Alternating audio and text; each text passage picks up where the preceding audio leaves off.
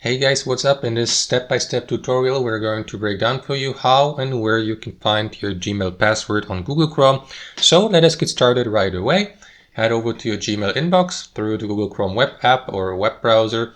And what you want to do first, guys, is make sure that you're logged in with your associated Google account, of course, and click on these three dots in the top right of your Google Chrome web browser. After that, hover your mouse over password and autofill and select Google Password Manager from that list below.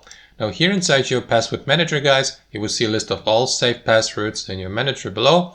And amongst these, you will see also Gmail. So click on it. And after that, you will see an overview of your login data, like the username, the password, the site, and so on and so forth. So here you may, for example, edit it or delete it if you like, or simply click on that button here to show your password, to save it, for example, to save it or to memorize it. And that's basically it, guys. Thanks for watching and have a fantastic day.